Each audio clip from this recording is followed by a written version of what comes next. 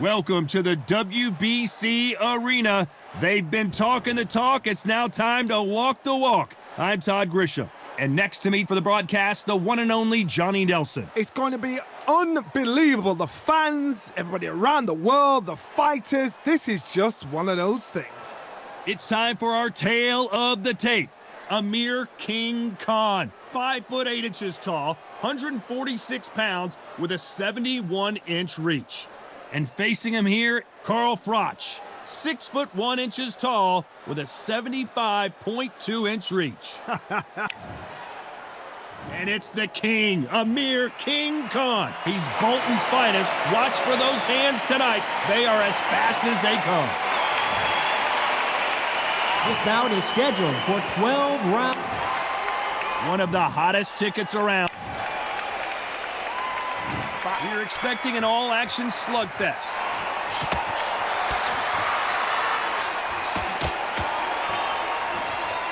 You don't want to go tit for tat in there in this fight.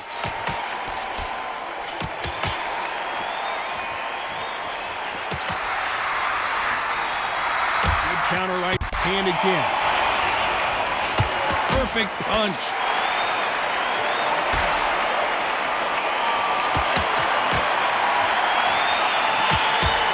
There's so much pre-hype fight and social media drama, I can't believe we're actually in the midst of them fighting. You have certain fighters that are born for this, that are made for the big crowd. And looking at that corner right there, that is that fighter right there. They have elevated, lifted, it's like they're not touching the ground. This is what they were born for.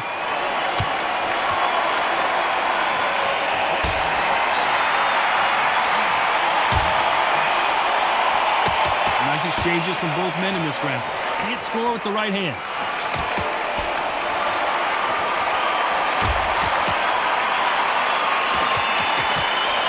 They score again with the left hand.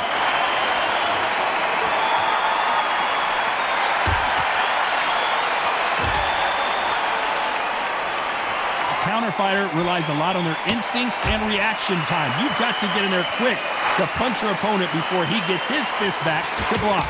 Todd, I understand what you're saying, but you've got to be on this. You've got to be on it. You've got to be a pro. You've got to think right. Concentrate.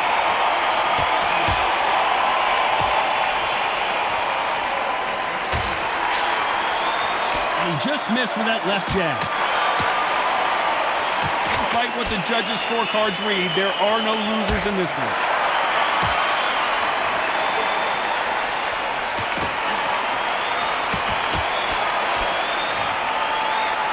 Talk about a one-sided 3 minutes. We just saw it. Dominance, without a doubt, made it look so easy. There's the bell for round 2.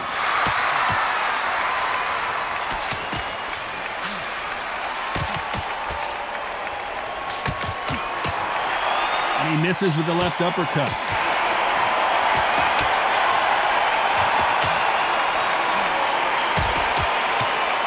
Keep an eye on this slugger. As you know, he's willing to take 3 to give 1. That's his game plan, and it's worked out pretty well for him so far. With sluggers, you cannot let them get into a rhythm because this is how they train. This is how... It looks like we're going to see an early night here. He is rocked. Knocked down hard. I'm not sure that they're going to be able to get back on their feet here as the referee continues the count. 2, 3, 4, 5, 6, 7, 8.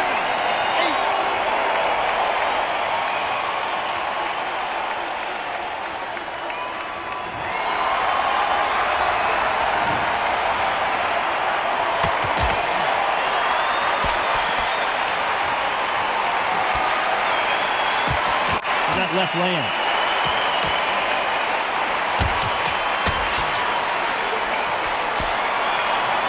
Missed him with that uppercut.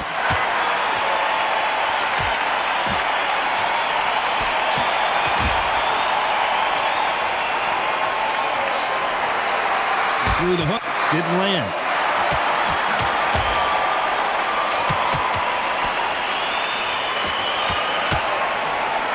Just gets out of the way of that right uppercut. Oh, Froch seeing cobwebs.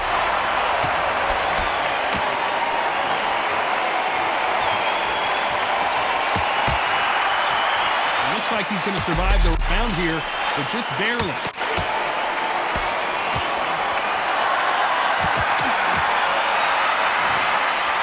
It's not over till it's over, but that knockdown is going to be huge. I love the response, though. Got back up. The bell rings, and we start the third.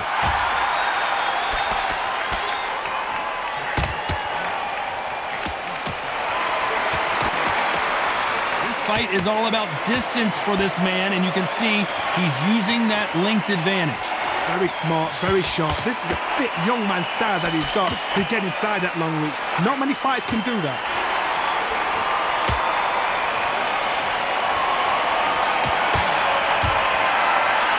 That one will count.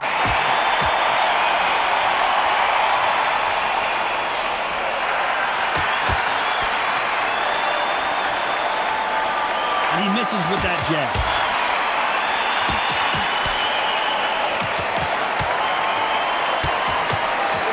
Punch lands.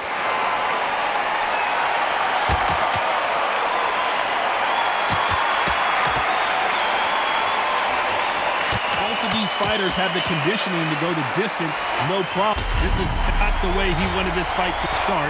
Let's see if he can get out of trouble. And it appears the onslaught is over, at least for now.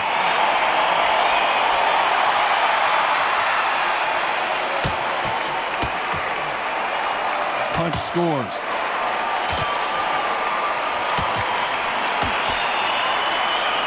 Froch in trouble.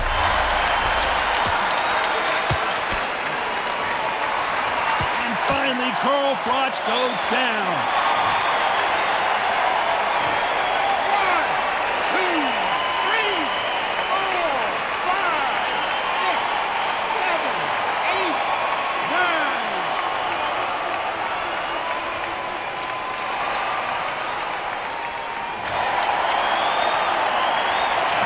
10 seconds here, and I think he knows who's won this round. He's been knocked down, but at least not knocked out yet. You've been put down, you've got to think right. Survive.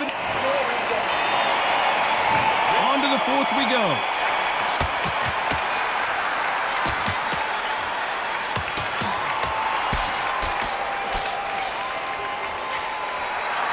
He fails to score with that left hook.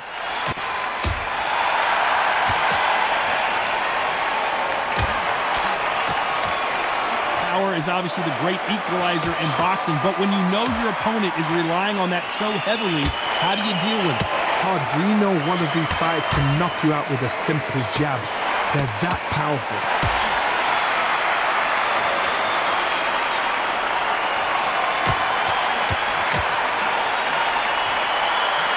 Swing and a miss with the right hook.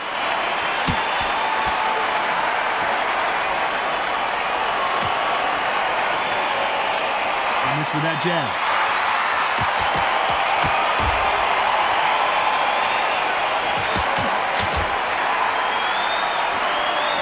And nice exchanges from both men in this round. Right punch.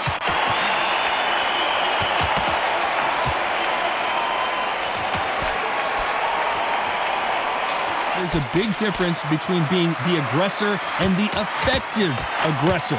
Which type are we seeing so far? I've seen some aggressive fighters like this, and they are a nightmare. If you are not fit, that is the worst place to be, having second thoughts in the ring.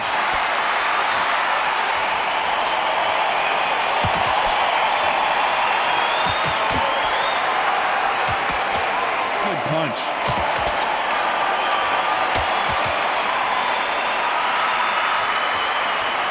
Exchange here from both men. A very competitive round with 10 seconds left.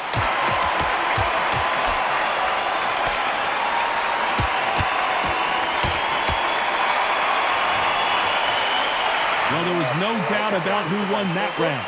As long as they don't get complacent, you think this is too easy. If they keep it... Here's the bell to start round 5.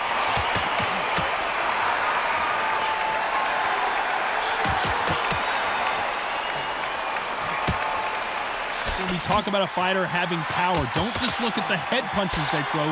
Look at the body shots. That can be the real difference. Sometimes when you get in there with someone that's so powerful, you're thinking, you've just got to be smarter than them. You've got to be like a little Fagin and pickpocket them.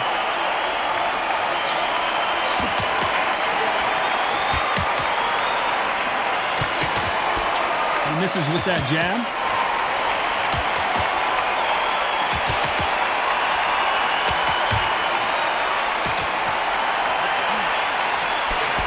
Nice punch.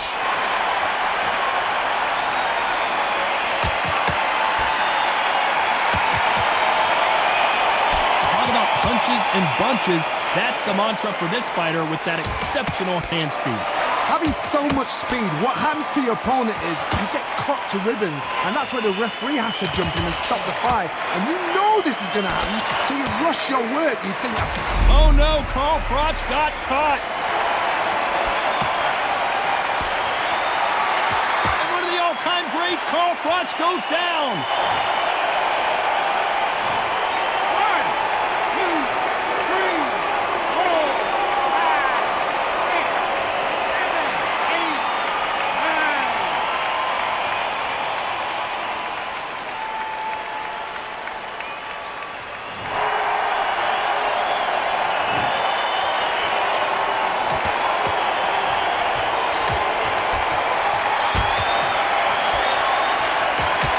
10 seconds here, and this has not been his round for sure.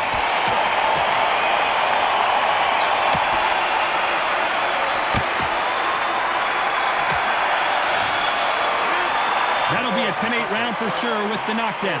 Can make or break a fighter. On to the 6th round.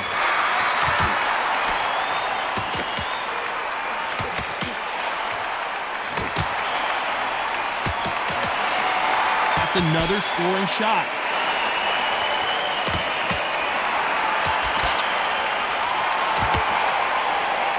So much firepower here.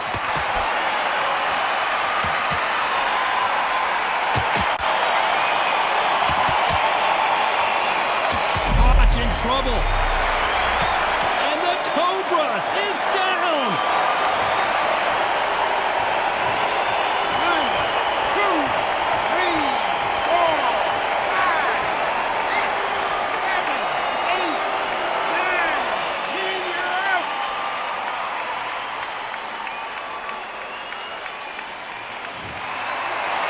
So it's onward and upward after another knockout win here. A knockout victory.